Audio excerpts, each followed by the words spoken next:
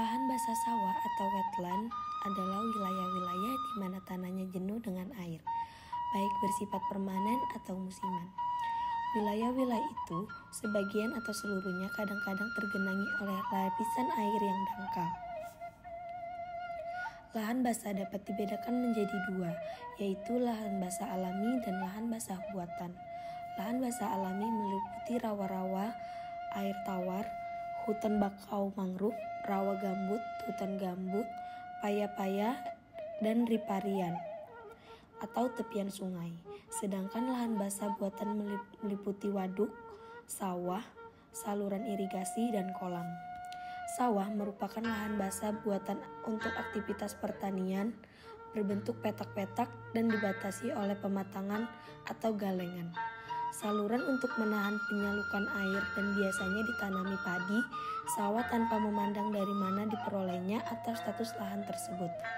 Lahan sawah di Indonesia terdiri atas sawah irigasi, sawah tada hujan, sawah pasang surut, dan sawah lebak. Sawah irigasi adalah sawah menggunakan sistem irigasi teratur. Pengairan sawah irigasi berasal dari sebuah bendungan atau waduk. Pada sawah irigasi, petani dapat panen 2-3 kali tanaman padi.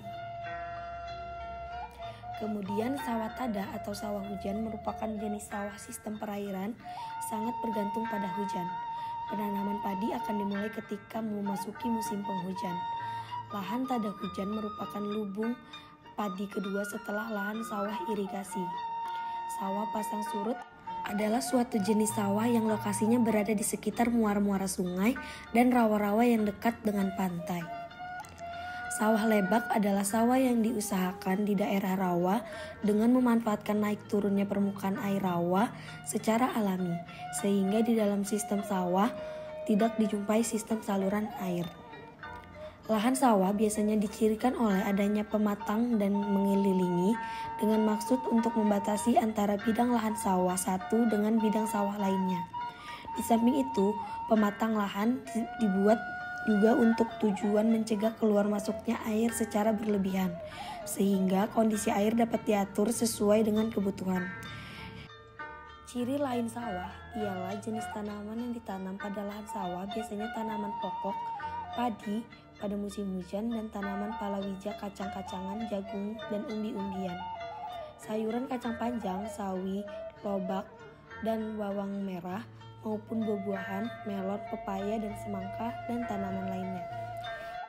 Fungsi pada lahan sawah bagi lingkungan dapat dilihat dari fungsi lahan sawah sebagai tempat hidup, berbagi tumbuhan, tempat berkembang biak berbagai organisme hidup seperti cacing, berbagai serangga, burung, belut, ular, dan organisme lainnya.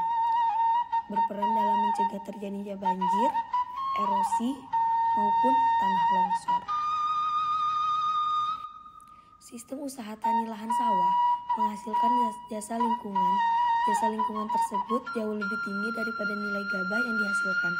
Mengingat jasa lingkungan tersebut disediakan oleh petani, sedangkan manfaatnya dapat dirasakan oleh masyarakat yang lebih luas, maka selayaknya petani memperoleh tambahan pendapatan dari masyarakat mendapat manfaat jasa lingkungan pertanian tersebut. Selain daripada itu, multifungsi lahan sawah juga cukup banyak, antara lain penyerap tenaga kerja, sumber mata pencaharian, penyangga perekonomian, dan penyangga atau penstabil ketahanan pangan nasional. Dalam aspek biofisik, lahan sawah juga sebagai pengendali banjir dan erosi, penyedia dan pendaur ulangan konservasi sumber daya air, penyegar atau mitigasi peningkatan suhu udara, penyerapan sampah sisa bahan organik, pemeliharaan keragaman sumber daya hayati, atau penambat karbon. Demikian juga multifungsi lahan sawah dalam aspek sosial budaya, misalnya sebagai perekat hubungan masyarakat pedesaan, pelestarian budaya dan etika lingkungan masyarakat pedesaan, dan tempat rekreasi, sumber inspirasi, atau sarana pendidikan. Lahan sawah yang merupakan tempat utama untuk budidaya padi, sawah sebagai sumber utama bahan pangan pokok berupa beras.